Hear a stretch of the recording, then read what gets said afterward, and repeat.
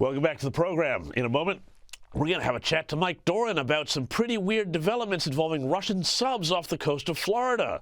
But first, it's kind of hard to realize it when you're in the moment, but America, and really the West, are in a transformative state right now. And just as people were disorientated but didn't really have words to describe what was going on when they lived through, say, the Protestant Reformation or the Industrial Revolution, we are in the middle of a new revolution of thought right now.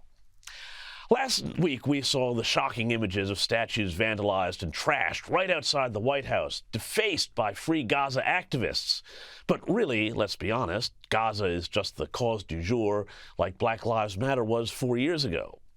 Remember, this is some of the most policed ground on the planet, with everyone from D.C. Metro and Park Police to the Secret Service able to do something about this if given the order.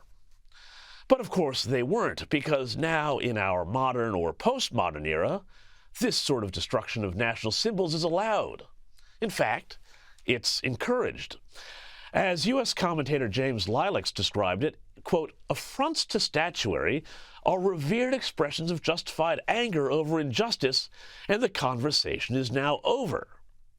He was being sarcastic, of course, but those in charge are happy for the old founding fathers, the myths and realities of American greatness, to be downplayed and trashed even, to create the space for a new order that uses words like inclusivity and tolerance, but is really just about socialism and soft, for now, totalitarianism.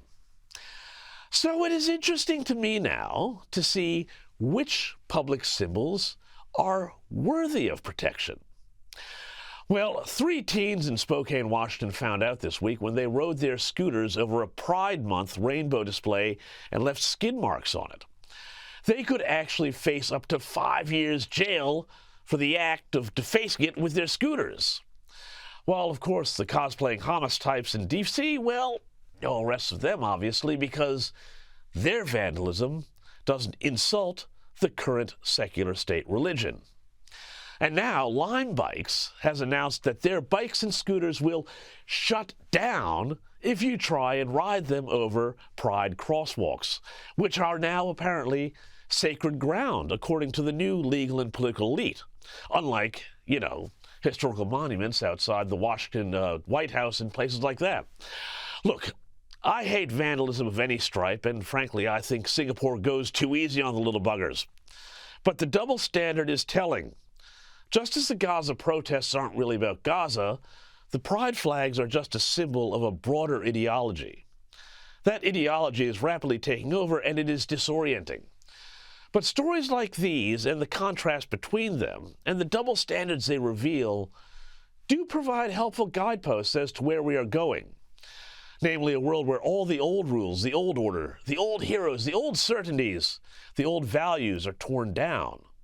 And the most important thing is to shout loudly your allegiance to whatever the current thing is this week.